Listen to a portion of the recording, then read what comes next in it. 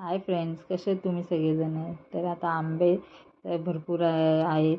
आता सीझनच चालू आहे आंब्याचा. तर आपण ते आंबे किंवा आमरस साठवून कसा ठेवायचा याच्या आपण दोन पद्धती मी सांगणार आहे. तर इथे बघा मस्तपैकी हापूस आंबे मी कट करून घेतलेले. ते इथे मी अर्धा डझन 6 आंबे घेतले होते. हे कट करून असे चाळणीवर एका मस्तपैकी चालून पूर्ण मॅश करून घेऊन याचा रस काढून घ्या. तुम्ही पाहिजे तर मिक्सरमध्ये पण काढू शकता, पण ही पुरणाच्या चाळीवर काढल्यावर मस्त पटकन निघतो आणि त्याच्यात काय रेषे वगैरे असतील ते वरती राहतात. जास्त वेळ पण लागत नाही. तर मी अशा पद्धतीने सर्व आंब्यांचे मी अर्धा डझन इथं आंबे घेतलेले, त्याचा मी आमरस बनवून स्टोअर कसा करायचा हे आपण आता दाखवणार आहे. तर इथे बघा मी सर्व आंब्यांचा इथे रस काढून घेतलेला आहे बघा. त्याच्यामध्ये काहीही नाही, मस्तपैकी आपला असा स्मूथ असा मस्त टेस्टी असा आमरस आता रेडी झालेला आहे. हे बघा ते मस्त लागतं. कारण आंब्याचा सीझन गेला तरी आपण आंबे खाऊ शकता. याच्यासाठी हा स्टोअर कसा करायचा त्याच्या 2 पद्धती मी ते सांगणार आहे. हे रेसिपी आवडल्या तर नक्की लाईक, सबस्क्राईब आणि शेअर करायला विसरू नका. तर आता हे आंब्याचा रस आपण पहिली पद्धत कशा पद्धतीने आपण साठवणार आहोत ते मी दाखवणार आहे. मस्त की मी सगळे आंबे धुवून स्वच्छ करून आणि पुसून घेतले होते. इथे बघा अशा जेव्हा लिप म्हणजे अशा पॉलिथिन असतात ज्या लॉक करून आपण ठेवू शकतो, त्या याच्यामध्ये पण तुम्ही ठेवू शकता भरून, किंवा असे आपल्याकडे आईस्क्रीमचे किंवा प्लास्टिकचे असे डबे असतील त्याच्यामध्ये पण तुम्ही ठेवू शकता. तर इथे मी या डब्यामध्ये भरून दाखवणार. तर याच्यामध्ये मी 1 चमचा साखर इथे खाली टाकलेली आहे बघा. फक्त साखर अशी खाली टाकून द्यायची आणि त्याच्यावरती आपण आता जेवढा आमरस तुम्हाला ठेवायचा आहे तो आमरस याच्यामध्ये टाकणार आहे. तर याच्यातला मी अर्धा आमरस या डब्यामध्ये ठेवून देणार आहे आणि अर्धा आपण दुसऱ्या पद्धतीने ठेवून देणार आहे. ते आमरस टाकल्यानंतर परत याच्यावरती ते थोडी 1 चमचा साखर परत टाकून द्यायची बघा या पद्धतीने. आणि हा आमरसचा डबा तुम्ही फ्रीझरमध्ये ठेवून मस्तपैकी किती दिवस पण पाहिजे तेवढा फ्रीझरमध्ये तुम्ही याचा आस्वाद घेऊ शकता. जेव्हा पाहिजे तेव्हा तुम्ही फ्रीझरमधून काढा आणि 1 तास ते 1-1.5 तास त्याला थंड करून मस्तपैकी आमरस तुम्ही स्टोअर करून कधी पण खाऊ शकता. तेव्हा एकदम मस्तपैकी याला पॅक करून ठेवतो. आपल्या घरात कोणतेही प्लास्टिकचे डबे असतील ते तुम्ही यूज केले तरी चालू शकतात, किंवा अशा पॉलिथिनच्या बॅग पण यूज करू शकता. आता मी इथे दुसऱ्या पद्धतीने राहणार. तर याच्यामध्ये मी 3 ते 4 चमचे साखर टाकलेली आहे बघा. जास्त साखर नाही टाकली तरी चालू शकते, कारण आंबे गोडच असतात. 2-3 चमचे टाकले तरी बास होऊ शकते. तर इथे मी 2-3 चमचे साखर टाकलेली आणि ही साखर आपण आंब्याच्या रसामध्ये मिक्स करून घेणार आहोत. फक्त जस्ट मिक्स करून घ्यायची, कारण आपल्याला याला शिजवायचं आहे, त्याच्यासाठी मिक्स करून घेऊया. तर इथे मी एक कढई हिच्यावर गॅसवर ठेवलेली आहे.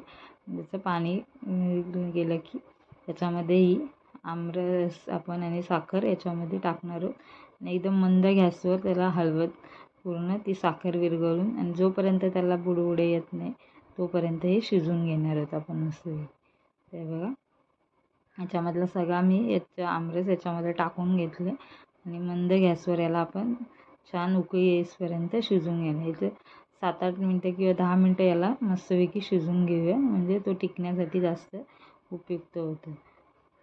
आता मी मस्त त्याला मंद गॅसवर शिजवून घेणार आहे, हलवून थोडा हलवला म्हणजे कसं खाली चिपकायला वगैरे नको, म्हणून त्याच्यासाठी थोडा हलवून, आणि साखर पण चांगली विरघळेल त्याच्यासाठी थोडंसं हलवूनच घ्या. 5-6 मिनटातच त्याला मस्त उकळी येते लगेचच. आणि हे करून तुम्हाला जास्त वेळ जर आमरस हे करायचं असेल, बाहेर वगैरे ठेवायचं असेल, तर तुम्ही करून गरम असताना चांगल्या काचेच्या बाटल्यामध्ये भरून एकदम सील पॅक करून बाहेर पण ठेवू शकता. आणि हा मी फ्रीजमध्ये ठेवणार आहे. ते बघा 5-6 मिनटं झाल्याच्या नंतर हे बघा थोडा आटायला पण लागलं, साखर पण विरघळली आणि त्याला असे बुडबुडे पण यायला लागले. तर आपण अजून 4-5 मिनटं याला थोडंसं शिजवून घेऊया.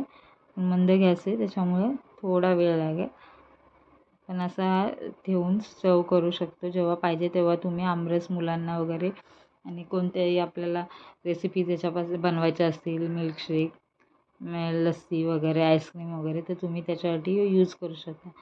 हा तुम्ही थंड करून फ्रीजमध्ये ठेवू शकता. आणि 2-3 महिने आरामशीर टिकतो. फक्त झाकण खोलल्यानंतर त्याचा लगेच यूज करा, कारण ते नंतर काळा वगैरे पडू शकतो. बाहेर ठेवायचं असेल तुम्ही जास्त वेळ थोडा त्याला अजून थोडा वेळ शिजून त्याला बाटलीत भरून चांगला सील पॅक करून त्याच्यामध्ये तुम्ही बाहेर ठेवू शकता. मी याला फ्रीजमध्येच ठेवणार आहे. हे बघा आता मस्तपैकी आपला रस रेडी होत आलेला आहे. हे बघा आता चांगल्या उकळी पण आलेत त्याला आणि मस्त बुडबुडे सुटायला लागलेत, म्हणून याला किती मस्त आणि अशी शाईन पण आलेली आहे त्याला. आणि आपली साखर ही प्रिझर्वेटिव्हची काम करते, म्हणून साखर टाकल्यामुळे तो अजून चांगला टिकतो पण. म्हणून फक्त साखरच टाकायची, आपण काही कोणताही बाकीचा पदार्थ याच्यामध्ये टाकणार नाही. तर इथं हा रेडी झालेला आहे आणि मी याला गॅस बंद करून पूर्णपणे थंड करून देणार आहे. इथं फक्त 7-8 मिनटं ते जास्त करत 10 मिनटं लागू शकतात.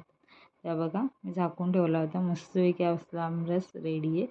तुम्हाला आता कोणत्याही एका काचेच्या बरणीत तुम्ही हा भरून ठेवू शकता. मस्तपैकी सील पॅक जेव्हा पाहिजे तेव्हा तुम्ही हा काढून यूज करू शकता. तर इथे मी एक माझ्याकडे काचेची बरणी आहे, त्याच्यामध्ये मी हा भरून ठेवणार आहे.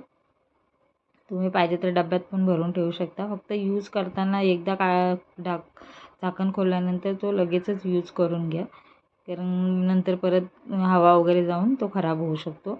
म्हणून एकदाच यूज काढल्यानंतर त्याला लगेच यूज करून घ्या. तर बघा किती मस्त आपला टेम्पटिंग असा आमरस रेडी आहे. असा हा बनवून तुम्ही 1-2 महिने तर एवढा तर राहणारच नाही, त्याच्या अगोदरच संपून जाईल. तर नक्की या अशा पद्धतीने तुम्ही दोन्ही पद्धतीने कोणत्याही पद्धतीने असा आमरस जास्त दिवस टिकू शकतो. जर या रेसिपी आवडल्या तर नक्की लाईक, सबस्क्राईब, शेअर करायला विसरू नका. बघा मस्त दिसतोय. Thank you for